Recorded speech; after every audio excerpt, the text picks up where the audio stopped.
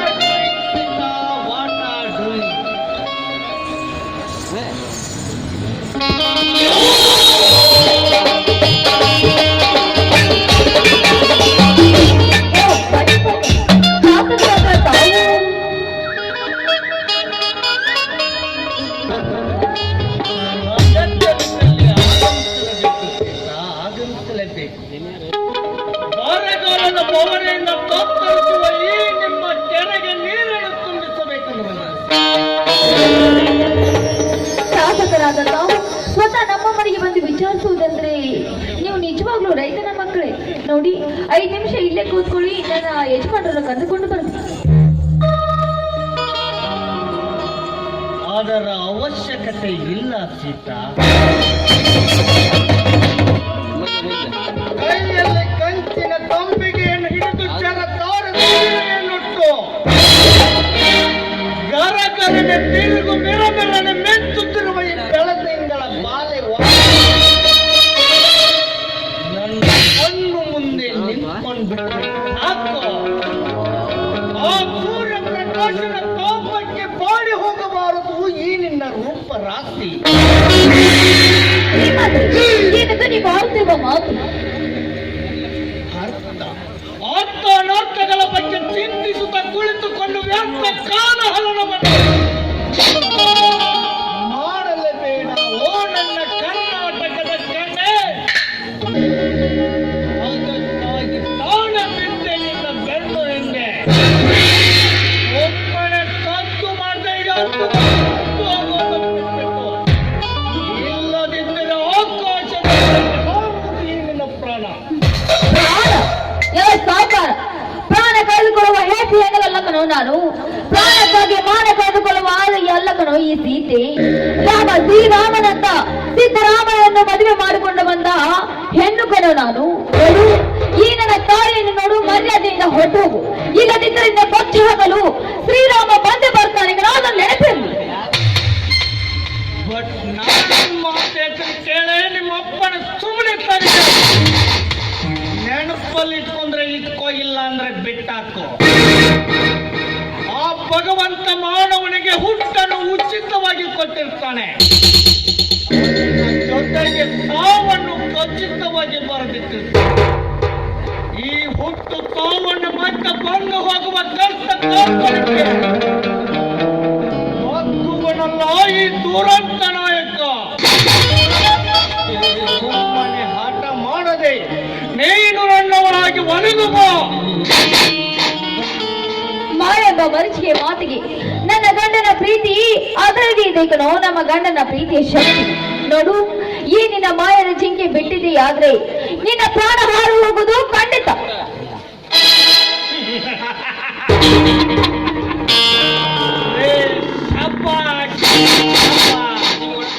ಮೆಚ್ಚಿಕೊಂಡ ನಿನ್ನ ದಿಟ್ಟವಾದ ದಿಮಾಕನ್ನು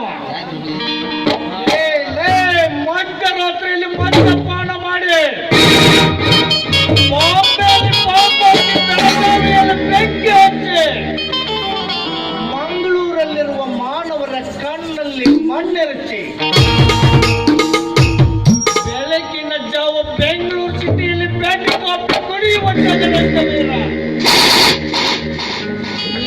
ಚಕ್ರವರ್ತಿ ಚಂದ್ರೇಗೌಡನ ಒಡತಿ ನೀನು ಹಾಕಿಬಿಟ್ಬಿಟ್ರೆ ಸಾಕು. ತೂಗು ಉಯ್ಯಾಲೆಯಲ್ಲಿ ತೂಗಿಸಿಕೊಳ್ಳೋ ಸಾವಿರ ದಾಸಿಯರ ಕೈಯಿಂದ ಅಗ್ನಿ ಸಾಕ್ಷಿಯಾಗಿ ತಾಳಿ ಕಟ್ಟಿಸಿಕೊಂಡಿರುವ ನಾನು ನನ್ನ ಗಂಡ ಕುರುಡು ನಿಂತರೂ ಸರಿ, ಕುಂಟ ನಿಂತರೂ ಸರಿ, ಅವರೇ ನನ್ನ ಪಾಲನ ದೇವರು. ಆ ದೇವರನ್ನು ಬಿಟ್ಟು ಈ ನನಗೆ ಸೆರಗು ಹಾಸು ಎಂದಿಲ್ಲ, ಈ ನನ್ನ ತೂಗುವ ನನ್ನ ಹೊರತು ಚಪ್ರೆ ಸಮಾನ. ನನಗೆ ತೋಡಿದ ಕೈಯನ್ನು ಸಾಧ್ಯ ಇಲ್ಲ ಕಣೆ, ಸಾಧ್ಯವಿಲ್ಲ. ಎತ್ತಿದ ಕೈ ನಿನ್ನ ಕುತ್ತಿಗೆ ಹಿಡಿದು ಮುತ್ತಿನ ಪಲ್ಲಕ್ಕಿಯ ಮೇಲೆ ಕೆಡವಿ ನಿನ್ನನ್ನು ಬತ್ತಲೆ ಮಾಡಿ ನನ್ನ ಕಾಮ ತೃಷೆಯನ್ನು ತೀರಿಸಿಕೊಳ್ಳುವೆ. ಮಾನವೀಯರ ಮಾನ ಕರೆಯುವ ನಿನ್ನ ತವನಿಗೆ ಸರಿಯಾದ ಶಿಕ್ಷೆ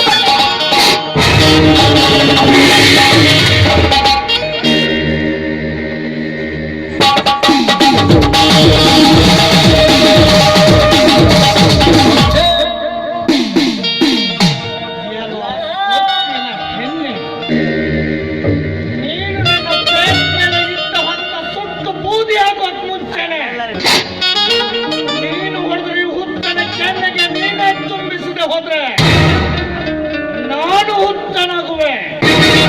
ನಾನು ಹುಚ್ಚ, ನಿಮಗೆಲ್ಲ ಗೊತ್ತು, ಇವನಿಗೇನು ಗೊತ್ತು ಮಗನೇ.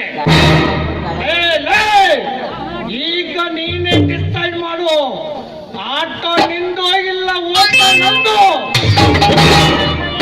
ಗೆದ್ದಿದ್ರೆ ನಿನ್ನ ಕೊಚ್ಚ ಹಾಕಲು ಬಂದೇ ಬರ್ತಾನೆ ಕಣೋ ಶ್ರೀರಾಮ, ನೆನಪಲ್ಲಿ ಇಟ್ಟುಕೋ.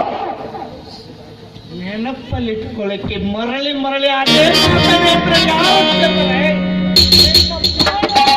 ಆಡಿಸುವೆ.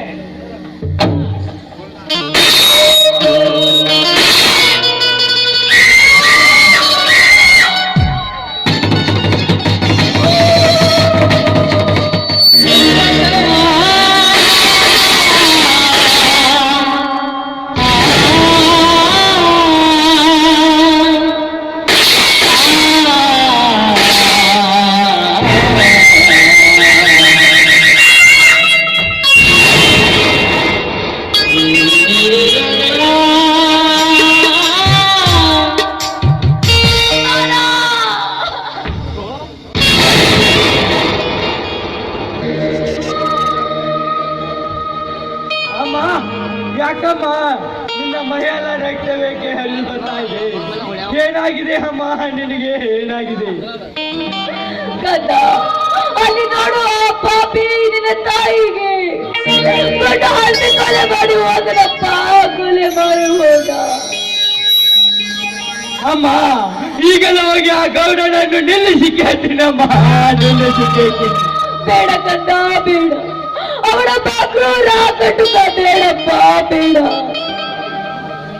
ಇಲ್ಲಮ್ಮ ಇಲ್ಲ, ಅವನಂತ ಕಟ್ಕೊಂಡಿದ್ದರು ಅವನ ಗಂಟಲವನ್ನು ಸುರುವರು, ಅವನ ನೆತ್ತರವನ್ನು ಕುಡಿಯುವ ಸಾಮರ್ಥ್ಯ ನಿನ್ನ ಎದೆ ಹಾಲಿನಲ್ಲಿ ಇದೆಯಮ್ಮ. ಇದ್ಯಾವುದೋ ಮರೆಯುವುದು ಈ ಸಿಂಹದ ಮರಿಯನ್ನು ತೀರುವುದರೆ ಅವನ ತಲೆಯನ್ನು ಕತ್ತರಿಸಿ ಹಾಕಿ ಬಿಡುತ್ತೇನಮ್ಮ. ಅವಳ ತಲೆಯನ್ನು ಕತ್ತರಿಸಿ ಹಾಕಿ ಬಿಡುತ್ತೇನೆ. ಬೇಡಪ್ಪ, ಈ ಹಠ ಮಾತ್ರ ಹಿಡಿಯಬೇಡ. ವೀರಾಭಿಮನ್ಯ, ಚಕ್ರವ್ಯೂಹ ಎಲ್ಲರೂ ಪ್ರಾಣ ಕಳೆದುಕೊಂಡು ಹೋಗಿದ್ದಾರೆ.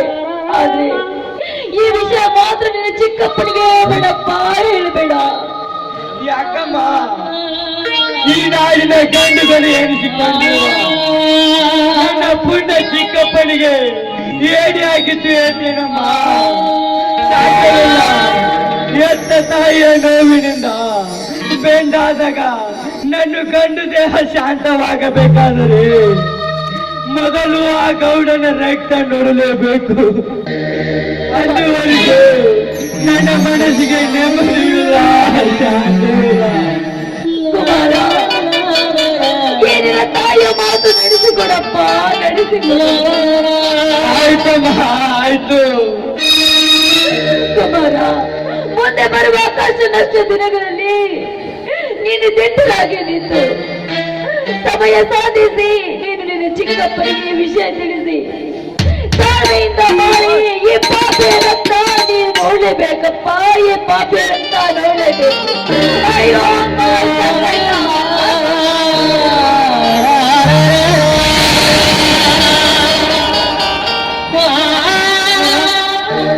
ಏನಾಗಿದೆಪ್ಪ ನಿನ್ನ ತಾಯಿಗೆ?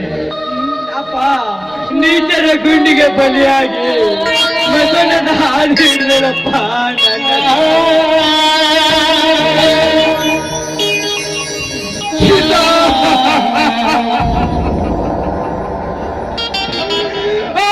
ರಕ್ತದ ಗುಂಡಿಗೆ ಬಲಿಯಾಗಿ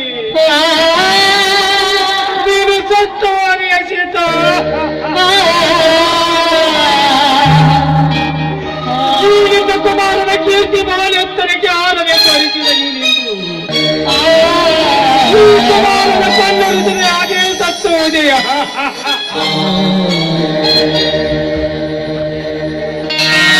ಹೆಚ್ಚು ಮಾತನಾಡು ಸಿದ್ಧ, ಹೆಚ್ಚು ಮಾತನಾಡು.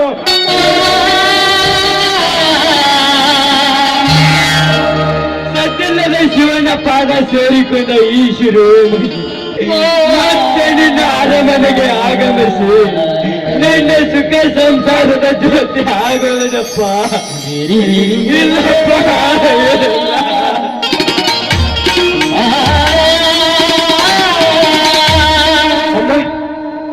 ಕುಮಾರ ಯಾಕಪ್ಪ ಹೇಳ್ತಾ ಇದ್ದೀರಾ?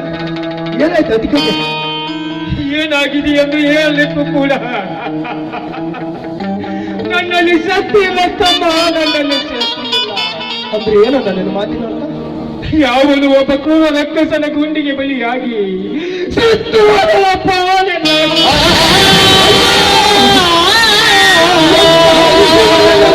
ಹಾಕಿಬಿಟ್ಟೆ.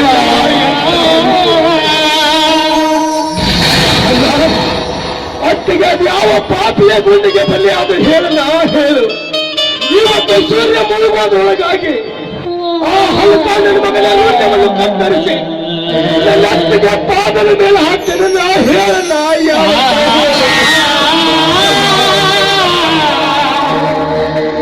ಅವನನ್ನು ನೋಡದೆ ಅವನ ಯಾರನ್ನು ಹೇಳದೆ ತಮ್ಮ, ಅವನ ಯಾರನ್ನು ಅತ್ತಿಗೆ ಹುಲಿಯಂತಹ ನಿನ್ನ ಮೈದುನನಿದ್ದರು ಯಾವುದೋ ಪಾಪಿಯ ಗುಂಡಿಗೆ ಬಲಿಯಾಗಿ ಹೋದೆಯಲ್ಲ ಮಾತಿಗೆ.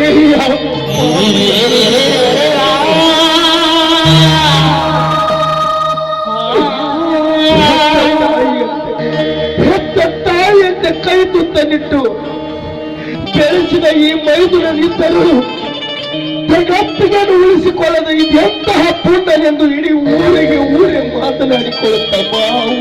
ಊರೇ ಮಾತನಾಡಿಕೊಳ್ಳ. ನಾನೇನು ಮಾಡಿ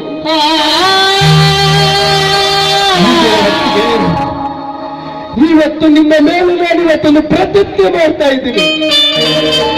ಯಾರು ಇಲ್ಲದ ಸಮಯದಲ್ಲಿ ಅದು ಯಾವ ಪುಂಡ ನಿಮ್ಮನ್ನು ಗುಂಡಿಗೆ ಬಲಿಯ ಮಾಡಿದನು ಅವನನ್ನು ಈ ದುರ್ಗಮನಿಗೆ ಬಿಟ್ಟ ಕೋಣದಂತೆ ಹತ್ತಾಡಿಸಿಕೊಂಡು ಕರೆದು ಅವನಿಂದ ಪುಡಿಗೆ ಬರುತ್ತಿರುವ ಆ ಬಿಸಿ ರಕ್ತದಿಂದ ನಿನ್ನ ಸಮಾಧಿಗೆ ನಾನು ರಕ್ತದ ಅಭಿಷೇಕ ಮಾಡುತ್ತೇನೆ. ಅತ್ತಿಗೆ ರಕ್ತದ ಅಭಿಷೇಕ ಮಾಡುತ್ತೇನೆ.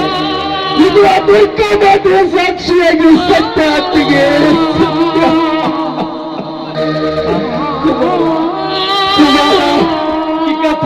ಚಿಕ್ಕಪ್ಪ ಎಲ್ಲದಕ್ಕೂ ಕಾಲ ಕೂಡಿ ಬರ್ಬೇಕು. ಚಿಕ್ಕಪ್ಪ ಎಲ್ಲದಕ್ಕೂ ಕಾಲ ಕೂಡಿ ಬರ್ಬೇಕು. ಬಿಡದ ನನ್ನ ತಾಯಿಯ ಪ್ರಾಣಕ್ಕೆ ಚಾಹೆ ಬೀಸಿದಾಗಲೇ ನಮ್ಮ ಹೃದಯಕ್ಕೆ ಗಾಯವಾಗಿದೆ. ಆ ಗಾಯ ಮಾಯಬೇಕಾದರೆ ಮುಂದೊಂದು ದಿನ ನಿನ್ನಿಂದಲೇ ರಕ್ತಪಾತ ಹರಿದು ಆತ್ಮ ಶಾಂತವಾಗಬೇಕು. ಆ ನಂತರ ಅಪ್ಪನಿಂದ ರೈತ ಬದುಕಬೇಕು. ಅಂದಾಗಲೇ ನೀ ಕಲಿಯುಗದ ಭೀಮ ಹಚ್ಚುವುದು ರೈತ ಹಚ್ಚಿದ ದೀಪ. ನಡಿ ಚಿಕ್ಕಪ್ಪ ನಡಿ, ಮೊದಲು ಹೋಗಿ ಅಮ್ಮನ ಶವವನ್ನು ಸಂಸ್ಕಾರ ಮಾಡೋಣ.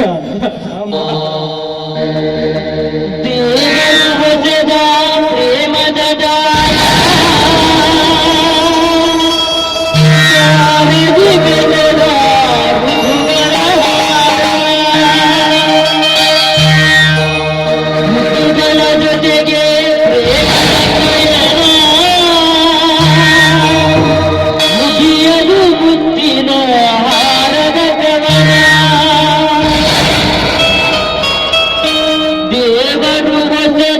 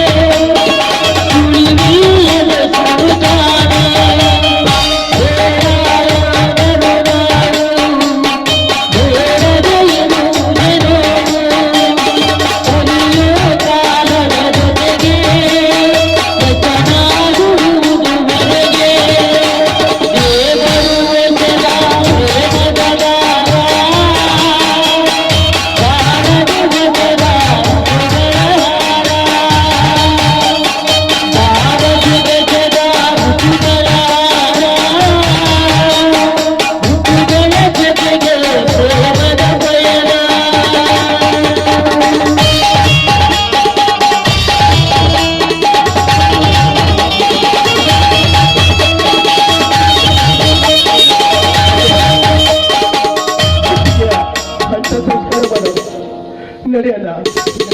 ಆಯ್ತು ನಡಿಯಪ್ಪ.